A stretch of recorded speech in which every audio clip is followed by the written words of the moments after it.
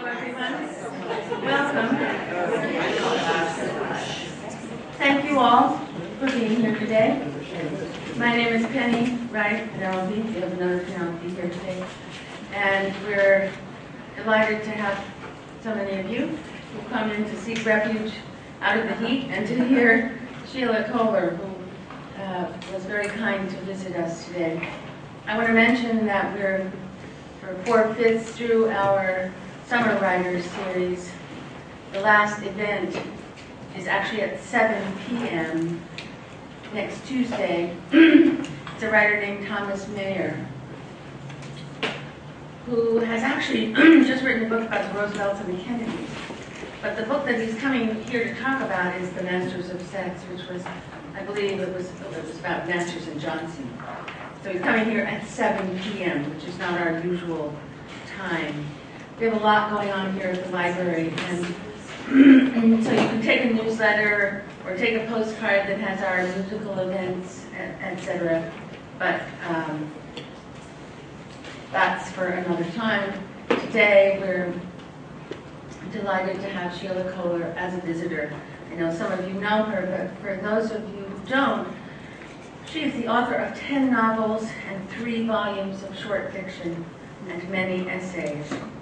Her most recent novel is Dreaming for Freud, published by Penguin. And I'm not sure if there are any copies left over there, but it's based on the Dora case. She has won numerous prizes, including the O. Henry twice, and she's been included in the Best American Short Stories, most recently in 2013. Her work has also been published in 12 countries. She has taught for the last 7 years at Princeton, and she will continue teaching there next year. And I believe she mentioned that she will be teaching a seminar about crime and the great novel. Is that correct? Her novel, Cracks, was made into a film with directors Jordan and Ridley Scott, with Eva Green playing Miss G.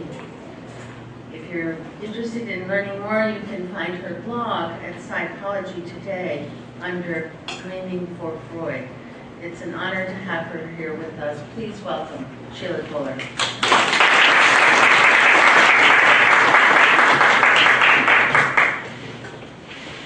Thank you so much. Thank you for that lovely introduction. Thank you all for coming on such a hot day.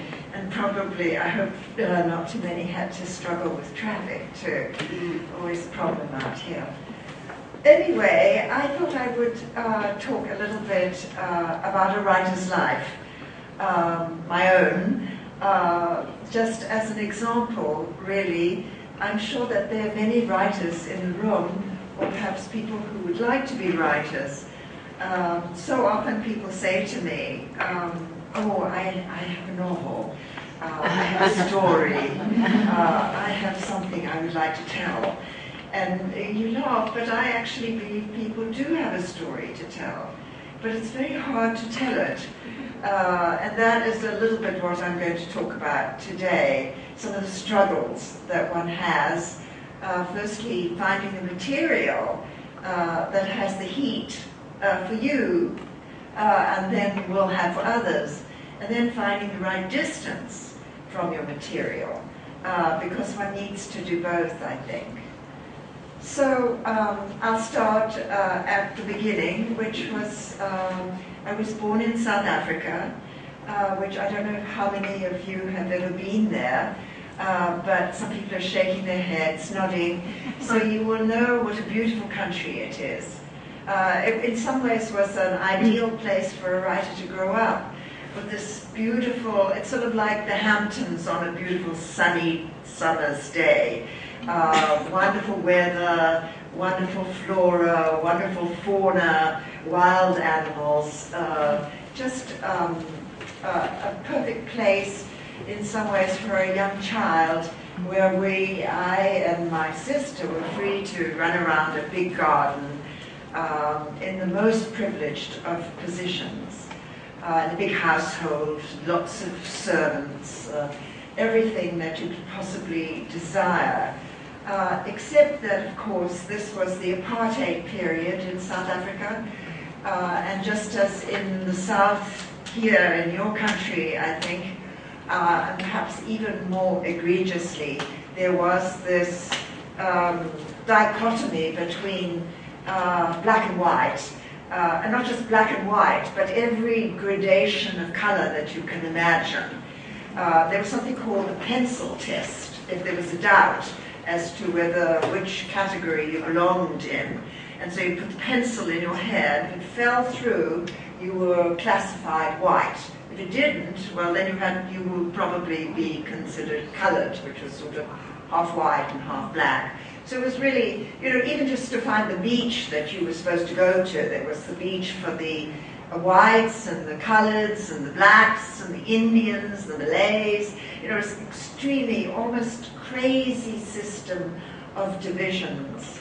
And I think as a child, and I don't know what your childhoods were like, but I think children are very sensitive to injustice. And one notices these things. And in our household, of course, the people who we really loved and those who took care of us were the black people. And we could see that they were not treated as full human beings.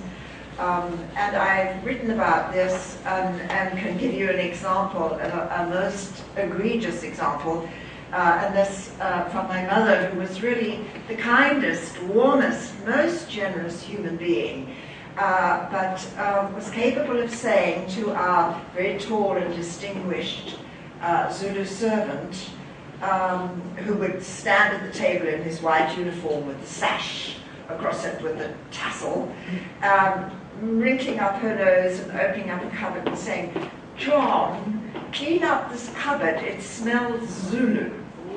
And she was not aware that she was saying something that might hurt this man, and he obediently fell to his knees and cleaned the cupboard. But a child watching this, of course, it did something to me, as it must have done to him. But I think that these experiences stay with one as a writer or just as a human being. And I became very sensitive to injustice, or let's say an abuse of power, from a very early age. I mean, they're just practical things. I mean, when I took my children to South Africa, they said to me, "But Mummy, why do all the white people walk with umbrellas and the black people don't have any?" Or, simple things. Or why is the bus empty for white people and crowded and the long lines of black people waiting? So injustice exists everywhere, but that was particularly blatant. And I think it was something that formed me as a writer. And I think if you look at your childhood, you will see how important those experiences, whatever they were. And I sometimes have young students, at Princeton I teach undergrads, and they'll sometimes say, "Well, what shall I write about? What do I have to write about?" They're 18 years old.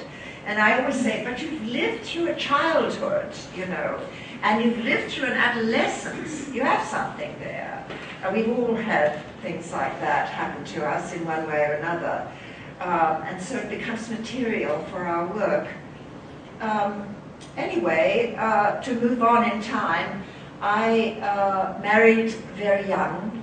I was 19 when I married, a shotgun marriage, as many were in those days. And my husband, first husband, was actually a Yalie. So I came to this country as a young bride, and to New Haven. And he was, of course, at Yale studying, and I was at home with this little baby. And I thought I was going to have very interesting conversations about Plato or Sophocles or whatever with these young Yalies. But they, of course, looked at me somewhat askance, and I was pregnant, and I wasn't in university. And when I tell my students this today, that women were not allowed to go to this university, their mouths drop open. They really cannot conceive of the fact that you could be in a place and not be. So much of my energy and my time was taken up by these. I had 3 children, sort of bang, bang, bang, bang, or certainly 1, 2, one after the other.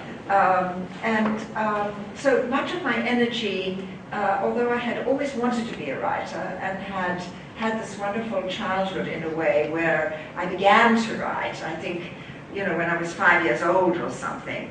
Actually, I have memory of this, actually sitting on the toilet, starting to write a book. Anyway, so such are our beginnings. Anyway, I was sidetracked by this experience of being a mother so young and these children. And then I discovered that my second child, Sibel, was born deaf. So that took all my emotional energy. I was just determined that this child was going to be like all the other children. She was going to learn to talk, she was going to learn to be just like her sister.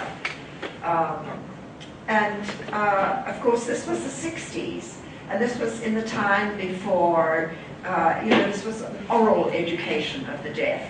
So I struggled with that, and she struggled with that. And she was an exceptional child, what can I say? Extremely intelligent and very determined. And I learned a great deal from her. She taught me rather than I teaching her, I think. But it was another experience that taught me perseverance, taught me patience, taught me that, if you hang on in there, you might be able to accomplish something. And I think it also taught me empathy, to be aware of the sufferings of other people around me. So she is now a wonderful young woman, mother of 3. She went to Yale herself, which was so wonderful for me to see, and her daughter is now applying. So I don't know what will happen there, but we'll see. And I'm sure she'll go somewhere good wherever she goes. So that was a sort of a happy ending. But in the meantime, it took up a great deal of my energy and my emotional energy. So I was not writing during that period. I didn't write until, or publish until I was in my late 30s, when my children were much older. And actually it's a life full of trauma. Something very traumatic happened to me that really sent me to the page. And that was, I described this idyllic childhood in Johannesburg in this garden growing up with my sister. We were 2 girls. And she married, as I did. She married a man who seemed extremely, first of all, he was very handsome. He was a heart surgeon, big, tall, blonde fellow, blue-eyed. And my mother was sort of against the marriage because he was Afrikaans. I don't know if you know about the distinctions in South Africa. Another distinction between the English-speaking South Africans and the Boers who spoke Afrikaans. And my mother looked down on them and thought they were sort of peasants. Anyway, I said, you're just being ridiculous to my mother. How can you be so snobbish? And somebody did come to my sister and say, don't marry him. And I said, but did she say why? And my sister said, no, she would not give a reason. Anyway, it turned out the whole marriage was disastrous. But as in so many cases like this, my sister didn't actually speak very much about it. It was very hush-hush. He had this big position in Johannesburg, but he also happened to be a batterer. So, it was the dark glasses, the black eyes, the bruises. I think actually that he really preferred men and most egregiously little boys. So she would come across these things but not feel she could talk about them.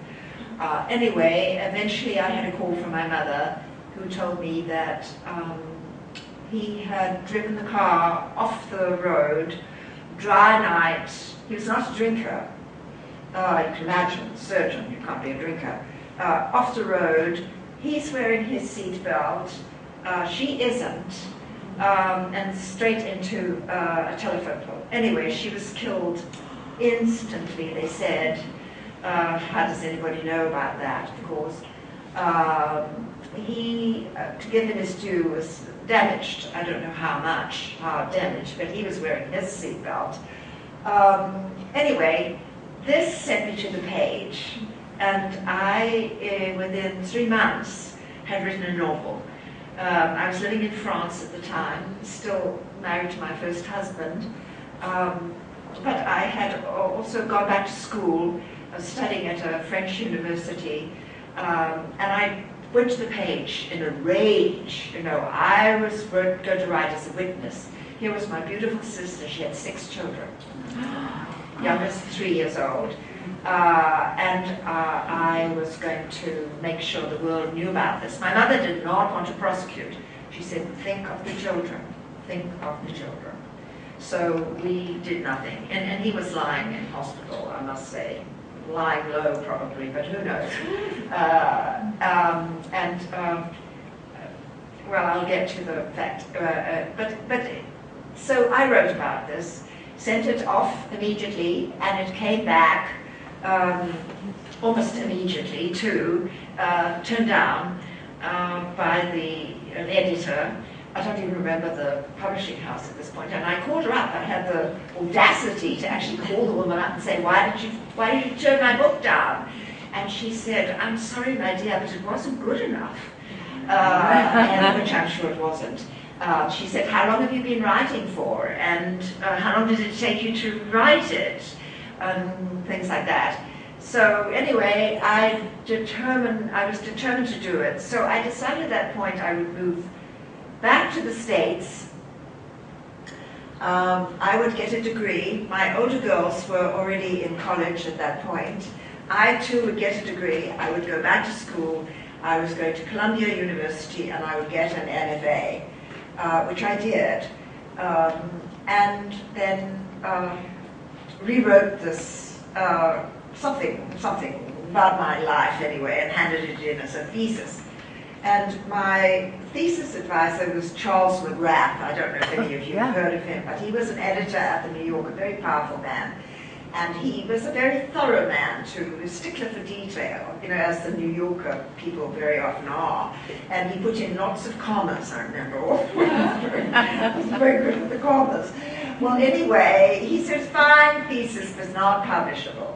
So I thought, oh, no, so here we go again. So I wrote it again. Sent it out again to an editor who I will not name at this point, but he actually called me up and said, I'd love to discuss this book with you. So I said, oh, yes. And he said, well, could I come stop by? The editor at a very big house, around tea time. So I said, oh, yes, fine. So I thought, oh my gosh, tea.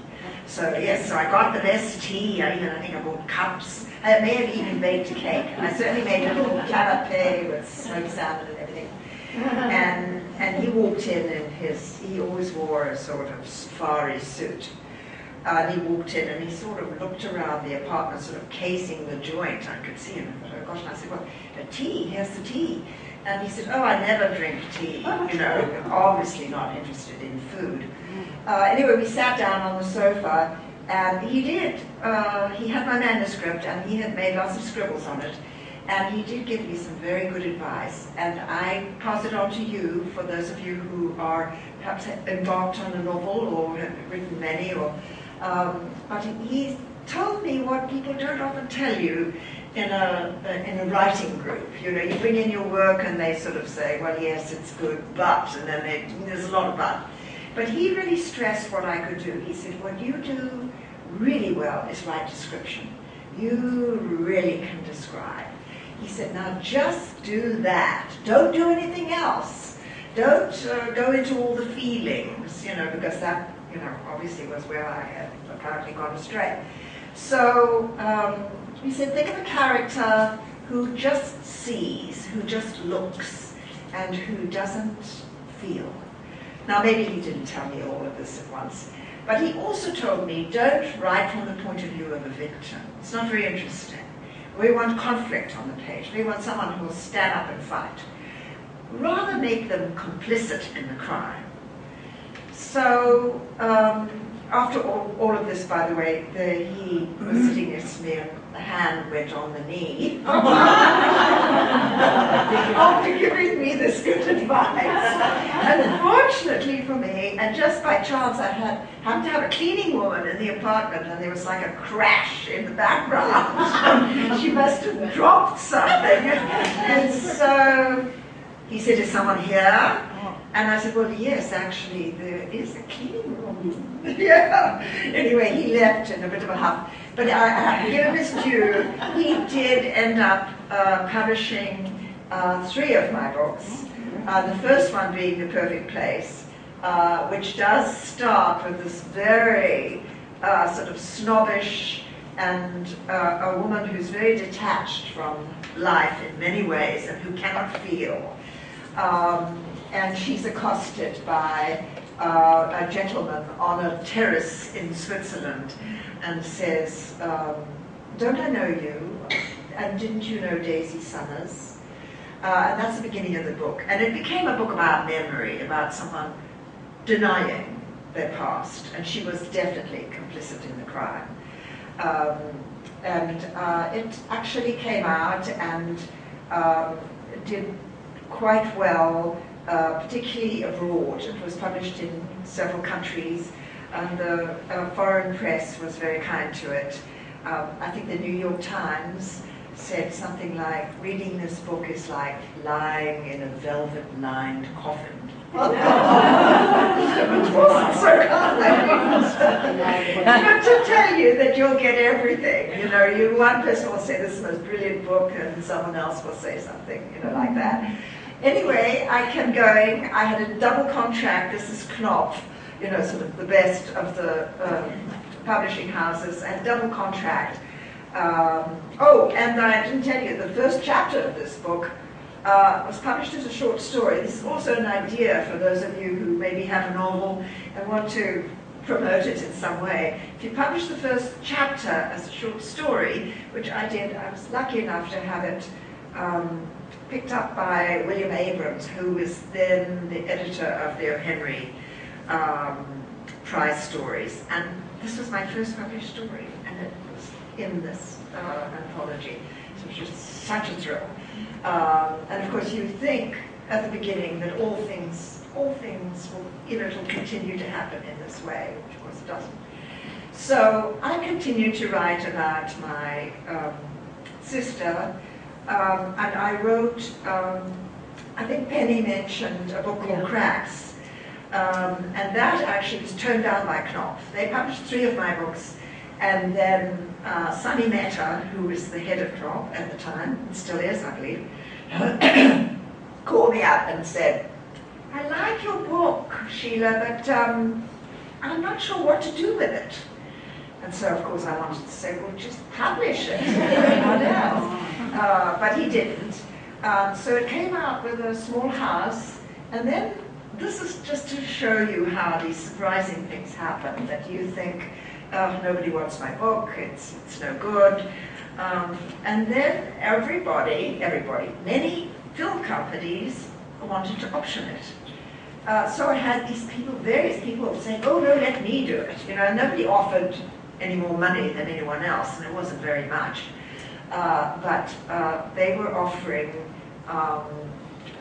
and so I went with, initially with something called Killer Films, which is Christine Vachon. I don't know any of you saw Boys Don't Cry. It's a wonderful film that so I went with her. And there was another, they went and cobbled it together. But eventually, as Penny said, it was Jordan Scott, many years later, after the book had been, optioning is sort of like renting something out. Year after year, you get a little bit of money. But 10 years later or something, it was actually made into a film, and very exciting, and I got a little bit of money. But I soon found out too that as the writer, you're the least important person in the whole endeavor. And the film actually was presented at the Toronto Film Festival.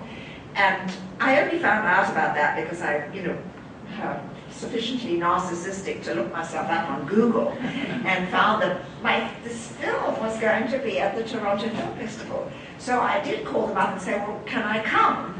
And they said, well, yes, oh yes, of course. But nobody said, I'll pay your way or whatever, I'll put you out for. But anyway, I went, and they did actually give us seats.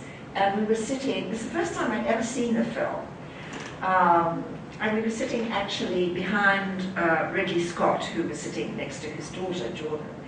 And the whole way through the film, because I hadn't seen it before, and they changed many things. It didn't take place in South Africa. It was filmed in Ireland. It was there was some of the dialogue was the same, and some of the themes were the same. This abuse of power. In this case, an abuse by a teacher. The swim teacher on the team, who is played by the beautiful Eva Green.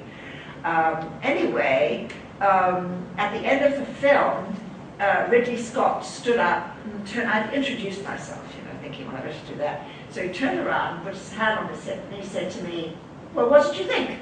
And I was just like, I couldn't talk. But fortunately, my husband, this is my second marriage, and my husband, who is a psychiatrist, rose to the occasion. He said, you must be very proud of your daughter, which was a perfect thing to say.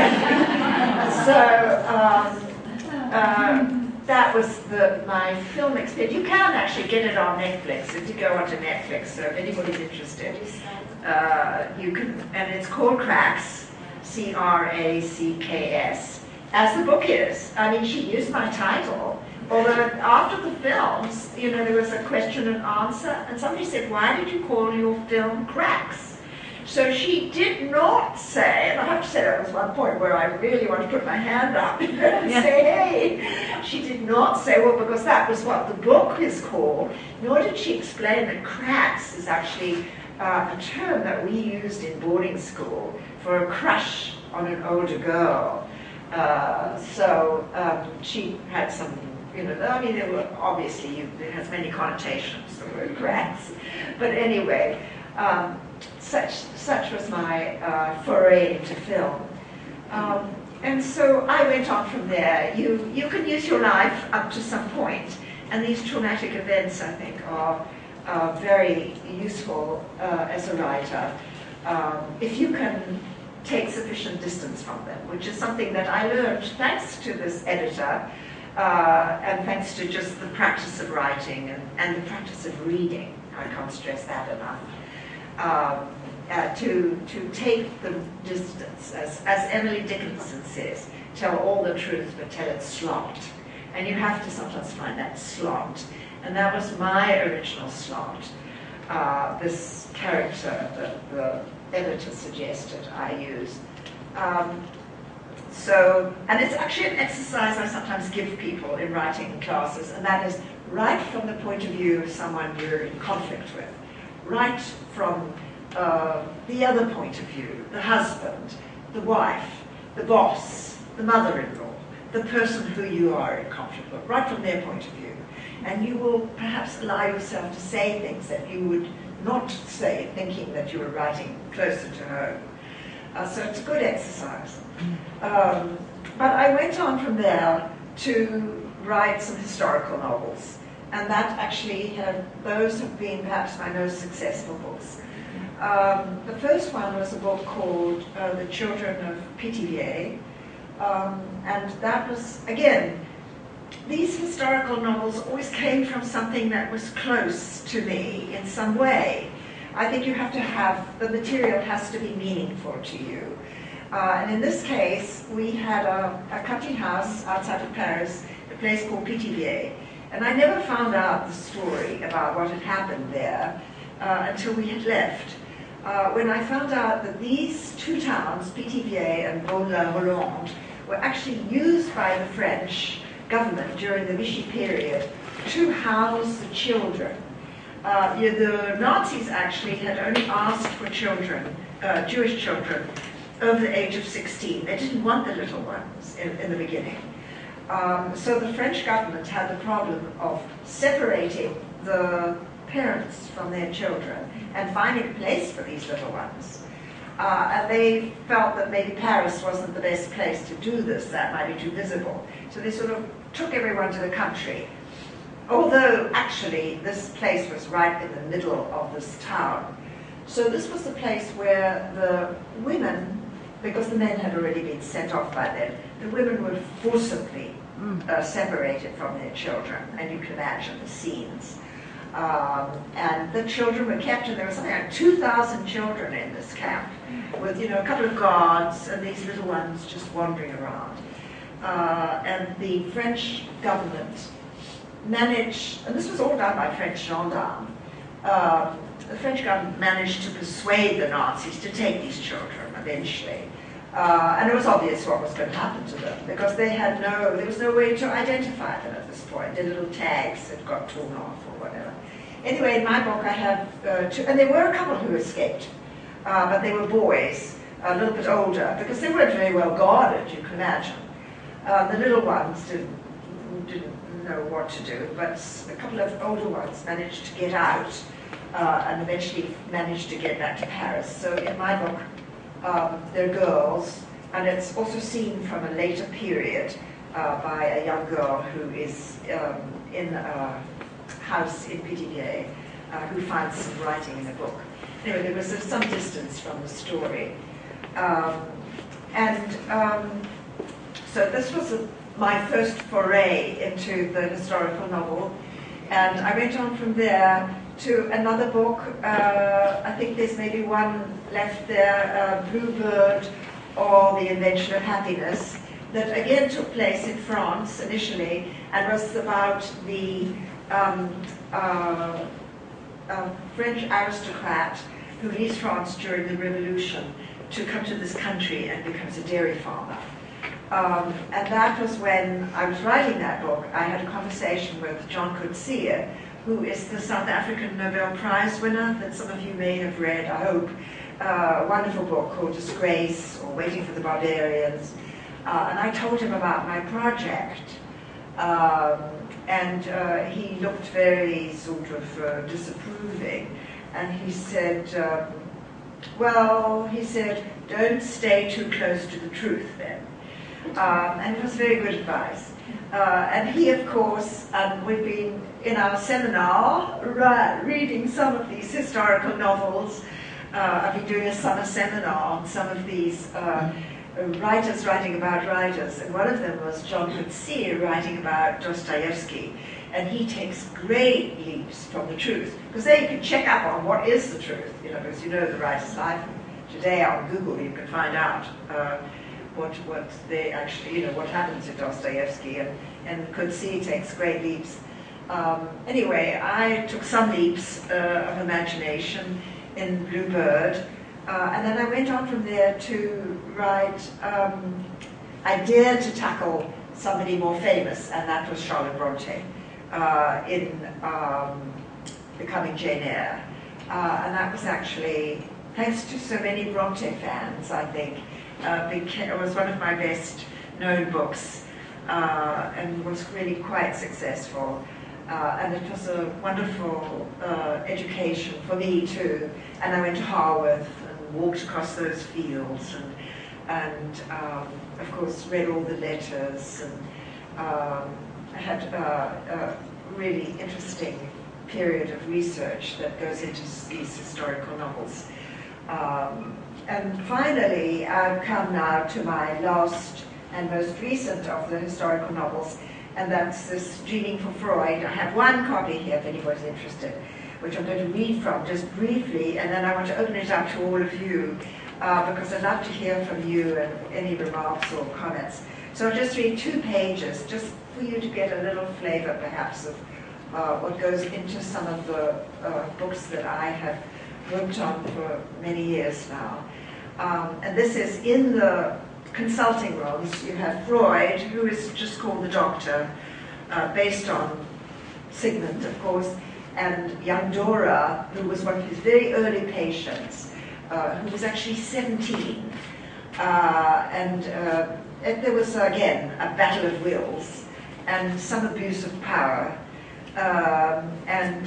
Although a young Ida Bauer, her real name was, certainly put up a good fight, and she leaves after 3 months and just walks out. But anyway, this is one of their first meetings, so I'll just read 3 pages. She says she hopes he can cure her fast, as she's in pain, but she continues to sit with her head slightly lowered and her petulant bottom lip protruding, her gaze on her lap. From time to time, she impatiently throws a rebellious lock of hair behind her neck. He can see she's not looking at him. Is she even listening to him? She seems to have little curiosity about, or faith in, the doctor who's supposed to treat her. He notices the shape of her ears beneath her small black hat, curiously shaped ones. He adds, a little sternly now, her continued sullen silence and the rigidity of her pose, her recalcitrance are beginning to annoy him, that her father is very worried about her. She stares back sullenly at him, her childish cheeks reddening. She admits, I can't be terrible. Sometimes it's true, because if I want something and I can't get it, then I am after it, regardless of whether my parents like it or not. And she stares at him rudely.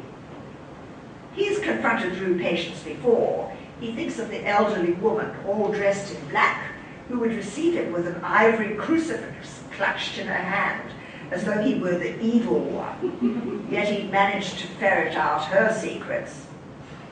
You frightened your parents, you must be aware. Your father was particularly worried by your moment of complete unconsciousness after a quarrel with him, when you fell to the floor, your face in the red-tiled corridor leading to the kitchen, he said. What was all that about? She replies, I don't remember anything about that, except finding myself on the floor. And the suicide note you left in your desk that upset him terribly, he says. How on earth did they find the letter? It was shut up in my desk. Mother must have been snooping as usual. Once she found my imaginary diary and read it and thought that was all true. She finds her voice, albeit a hoarse whisper, fueled by her rage, no doubt. We will find out why you're so unhappy, why you're suffering, he continues, trying to speak firmly but gently. She gives him another sullen look. You'd be unhappy too if you had to spend your days sorting out pieces of string too short to use, she says. I beg your pardon, he asks. Well, that's the sort of task my mother gives me. Useless things.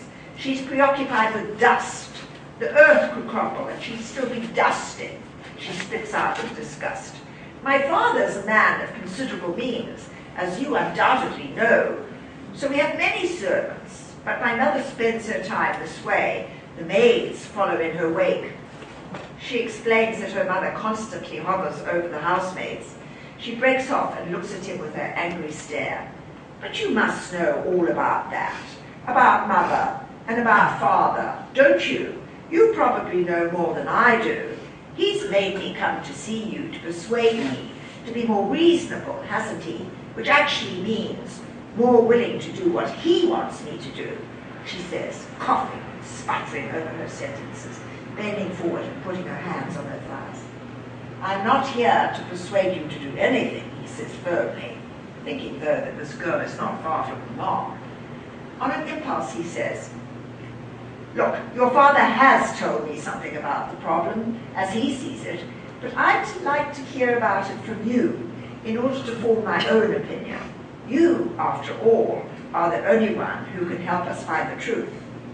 Recalling that the father has described the girl as unusually well-read and intelligent, he quotes from his beloved Goethe, the first and last thing required of genius is love of truth. Suddenly the girl looks at him with a glimmer of something he takes for hope, sighs, and lies back down on his couch. He watches her breast heave with emotion, and she attempts to catch her rapid breath, her hands now relinquishing her reticule and fluttering like trapped butterflies to smooth her white organdy skirt. Thank you, Mr. President.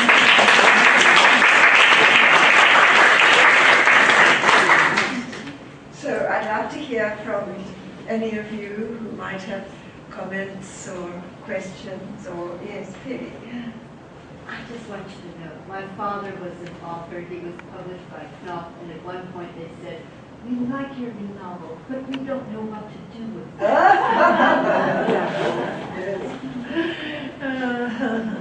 I suppose that's what editors say. Yes. How do you choose your subjects from Brontes to Freud? That's a Yes, tremendous yes. thing. Yes, well, thank you for such a good question. As I said, though, these subjects, I think, have to have some heat for you. Certainly the Brontes, was brought up in this atmosphere of not, my mother was not really a reader, or she loved, the writer she really loved, I will tell you, was Barbara Carton. Everybody knew Barbara Carton, that was her great favorite. But they did read, and I had an aunt who, when I think I was 7, and just after my father had died, my father died when I was very young, she read us the beginning of Jane Eyre. I don't quite know why she would have read that to such a small child, but it made a tremendous impression on me. And I don't know if you remember the beginning of Jane Eyre well enough, but there's a scene where Jane is carted off in disgrace and shut up in the Red Room, and she's terrified because she knows her uncle has died in this room, and so she's afraid that his ghost might appear. And I think I was afraid that my father's ghost might come to me. So it was a book I loved from the get-go, as so many women and men hope, although it's not always their favorite. But I think many of us have really sort of grown up with that book and read it at different times during our lives. So I went back to it for that reason. And the Freud book came out of the fact that I did study psychology in Paris. I was and am married to a psychiatrist, and that probably gave me I dared more to write from Freud's point of view, which I have both points of view here. And I really was interested, again, in all these books, in this sort of abuse of power. And certainly with this young patient at the beginning of Freud's career, she was so young, and some of the things he says to her, if you read the case history, are really shocking to us today, particularly as women, I think, and as men, that he would have dared to sort of thrust down her throat, literally, these interpretations that were just, obviously more of his fantasies than probably hers. So there was that. And in the case of the Brontes, of course, there's the fact that they were women writing in this men's world, and they couldn't use their own names, of course. It was Currer and Acton and Ellis, and they didn't dare to even use the Bronte name. They were struggling too out on the moors. There was something of an abuse of power there too, with the old father, this very patriarchal society that they grew up in. So I was drawn to these stories for those reasons, I think, some of them. Yes? How long does it take you to write that book? Oh, like the Freud book? Probably 2 or 3 years, yes. But you could say all your life, almost, because and I did do an analysis myself when I was living in Paris in the 30s and married to a very unfaithful husband and very unhappy. So I knew a little bit what it was like to lie on the couch, although I didn't have the other story, although I studied psychology, so I was trying to understand where the theories came from. Freud certainly is the basis of all psychotherapy, even today, I think. And I think that many psychotherapists would back me up on that. That obviously it's evolved and we've gone somewhere with it, but but that real listening that he did to the patients. Do you write every day? Yes, You absolutely. write- I write every day. I do pretty much. And I think I started by saying I've had such a privileged existence, and I have. I think it's a great privilege to be able to write every day. And there were years when I couldn't, when you have small children. Although I see people today, young mothers who seem to manage to do that, but perhaps women have more freedom. But it is a great privilege for me. It's a great joy for me to write. And people often say to me, "Oh, you're so disciplined," but it isn't discipline. It really is more something it's an obsession, but that you're drawn to, and that you can't really avoid unless you absolutely have to. I do the teaching, so there are other things that I'm engaged in my life, and I found that very rewarding. I love, trying to give back a little bit what I have learned over the years, and these wonderful young kids. I've been very privileged to teach these young people at Princeton. Yes? If none of your books in the early stages would have ever been published, would you still consider yourself a writer? Yes, I don't know. I remember saying Would you have gone on writing? Yes, that, who knows? Who can tell? Who can tell? I mean, the desire was obviously very strong there. It was one that, had started when I was very young, and I had kept at it. And I do remember saying, I just want to publish one short story. So when somebody asks me, what do you do? The way people ask you at a cocktail party, or if they, I was taught you were not supposed to ask that question. What your mother told you. But anyway, people do want to know what you're doing, quite rightly so. And I said, look, I just want to publish one short story so I can legitimately say I'm a writer. But I think anybody who spends every day writing is a writer. And it's a huge step to actually give yourself a name. And I remember when my very first story was published, there was a question of the name. What you going to call yourself? Because I'd had these various names. I was Sheila Kohler as my maiden name. My father's name was Kohler. Then I married first time, and I was Sheila Troyan. He was of Russian origin. And then I married my second husband, who is Bill Tucker. So there was a question, which name, which I use? And I wasn't quite sure which one, but I went back to my initial name. So I think this is I think people who write every day should say they're a writer, whether they be published or not. But I don't know if I would have had the courage to do so. Yes. I have another question. Whatever happened to your daughter that was deaf? Oh yes, as I think I mentioned, she went to Yale, she got a degree, she married a Yalie, she's a painter, and she's actually living now in Berlin. She has 3 wonderful girls, and the second daughter is the one who is now applying to Ivy Leagues here in this country, and her eldest daughter is at college in London, University College of London. So she's had she's an inspiration to me, and I think to anybody. Penny is a friend of hers. Yes, it was a happy ending. Yes. I've been sitting here trying to figure out how to make this be a question. It's more of an observation. I'd love to hear your comment. There's a third writer I've been reading recently who started taking her own experiences and making books out of them. Now Fitzgerald, of course, did that. Kelly Mantel did that, and then went into historical fiction. Right. So I'm wondering if you think that's like an evolution, or do you think that's... Who knows? Yes, Hilary Mantel is another wonderful writer who I'm sure many of you know. And her story, which you may not know, is that she wrote a first historical novel.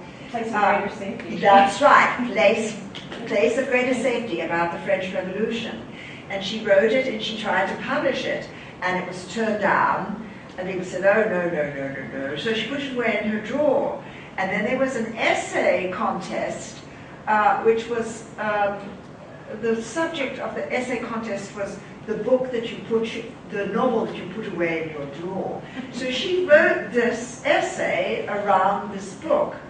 And somebody read the essay and wrote to her and said, well, what happened to that book? That sounds so interesting. And so she took it out. And then, of course, went on from there to, so it's wonderful. It's not perhaps as good as the later ones, but. And interesting, though, your question of whether you use your life and then you go on to historical novels. But I think most writers are using life in one way or another. And I don't know that there's all that much difference of using historical novel because, and Alice mentioned Penelope Fitzgerald and her wonderful, I think her best book is The Blue Flower, which we read in this little seminar we've had. She had an extraordinary life and unbelievable experiences, and wrote about it and didn't actually do as well with those books as she did when she was able to. But again, the historical novel gives us a screen to work through. It gives you the middle distance because you're working through somebody else's life. And so you need to imbue it with sufficient heat, sufficient emotion from your own life. And she chose people like Novalis, who is the poet that she writes about in The Blue Flower, who is a minor aristocrat. And in a way, Penelope Fitzgerald is a minor aristocrat, and an aristocrat of intellect, if you will. And then very poor, as were these aristocrats who had, come off hard times. This is 18th century Saxony. But there are similarities between your life and the life that you're writing about. And so you're able to sort of enter into the persona of the person on the page and to imbue that persona with your own thoughts and feelings in the moment that you're writing about. And that gives it, I think, the life that it needs. If you could do that, if you could let go and do that, yes.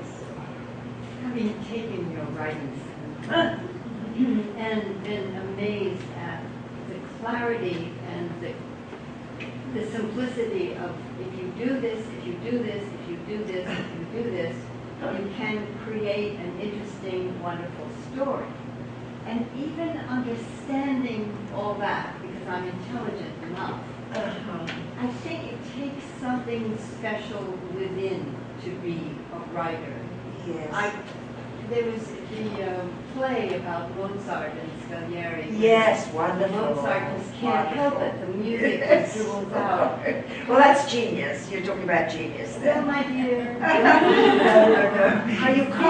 You can't teach genius. You can teach craft, Yes, I'm I was sorry. going to say, I just finished the day at Fox's. Oh, thank you. Absolutely wonderful. And at the back of the book, you talked a little bit about Duras. Yes, yes. Now, we're talking about a writer. It sounds Right. like you used that writer's background in this. I did. novel. I did. Could you talk a little bit about Yes. This is a book called The Bay of Foxes, and it's based on Marguerite Duras' life. Marguerite Duras, a wonderful French writer who was very influential to me. She wrote a wonderful book called The Lover, Hiroshima Mon Amour, The Lover, which was actually made into a movie. So that you might have heard of or read. She actually grew up in Vietnam. So I changed many things there because this book takes place in Ethiopia. Africa was the country I knew better. And my young protagonist is a young Ethiopian man. He's a black man who comes to Paris, and he comes from the Ethiopian aristocracy, but he's lost everything in the revolution there. Comes to Paris and meets this French, very much older French writer. And again, there's a little abuse of power. She takes him on because he's so young and so attractive, and she uses him as a secretary. He's also very bright and helps with her work, and she gets what she can from him, and he gets what he can from her. You know? So, you know, it's again one of these struggles. Not entirely a victim, either one of them. But I changed many things, but a lot of that was based on her life. And she was actually a woman who, you know, she wrote a book called L'Angoisse, Anguish. I don't know what they translated in English, but it was about, you know, her husband, who was Jewish, was taken off into a concentration camp during the war, and so she writes about her anguish. But you also find out that she actually had a lover during this period, some Frenchman who was available. So she was, you know, she was not a flawless, as many writers, of course, are not. But I think... Could I ask yes, one last question? Yes, of course. Yes. Can we ask you what you are working on now? Yes, well, it may interest you, and I hope you will wait, although I don't yet have a title for it. But it's a memoir. So much of what I've said today is in this book. It was a difficult book to write for me, because I could not, you know, I had to find a different type of slot, if you will. And I'm not quite sure what the title will be, but I hope that it's with my editor at the moment, and we're supposed to be talking about it soon, but it's summertime. And the editors are not always available. But thank you so much for asking.